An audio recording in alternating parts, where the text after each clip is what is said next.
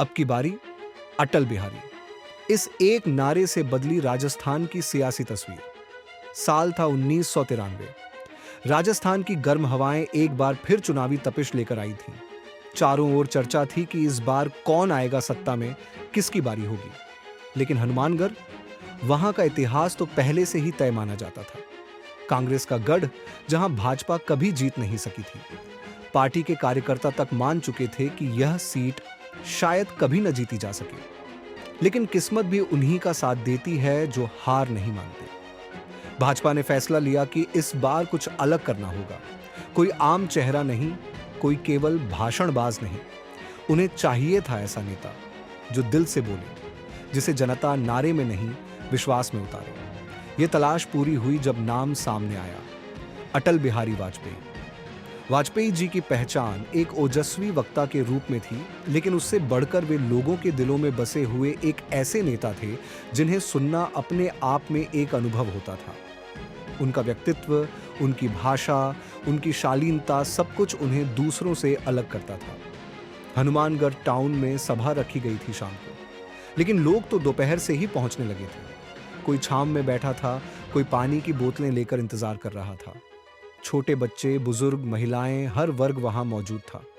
सिर्फ एक झलक देखने के लिए, सिर्फ एक आवाज सुनने के लिए, अटल जी की। शाम होते होते मंच पर कई नेता आ चुके थे।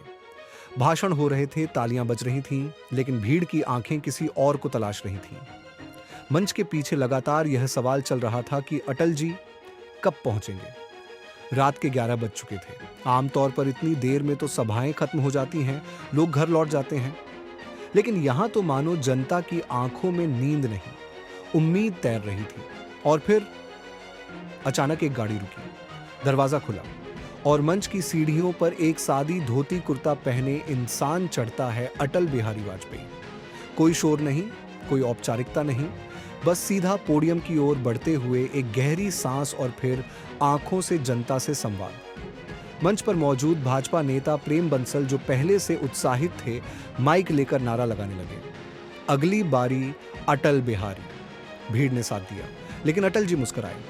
उन्होंने बंसल को हल्के इशारे से पीछे किया और खुद माइक थाम लिया। फिर बोले, अगली बारी, अगली बारी।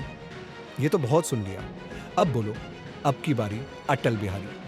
बस वो एक लाइन, मानो हवा में आग लगा दी हो। भीड़ उफान पर थी। हजारों लोगों ने एक साथ गूंजते स्वर में नारा लगाया, अब की बारी अटल बिहारी। वह नारा उस रात सिर्फ शब्द नहीं था, वो एक जज्बा था, एक लहर थी, एक क्रांति थी। ऐसा लगा मानो पूरे हनुमानगढ़ ने अटल जी को जीत का आशीर्वाद दे दिया हो, और हुआ भी यही। हनुमानगढ़ सीट, जो कभी भाजपा के लिए सपना थी, उस चुनाव में जीत में बदल गई। पार्टी ने पहली बार वहां परचम फहराया, लेकिन बात यहीं खत्म नहीं हुई।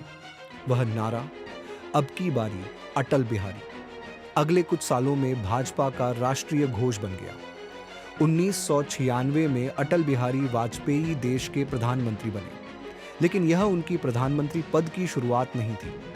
उसका बीज तो 1993 की उसी रात हनुमानगढ़ की मिट्टी में बोया गया था। राजनीति में ऐसे क्षण कम ही आते हैं जब एक नारा केवल नारा न होकर जन आंदोलन बन जाए। हनुमानगढ़ की वह रात, वह भीड़ और अटल जी की वह एक पंक्ति राजनीति के इतिहास में हमेशा के लिए दर्ज हो गई।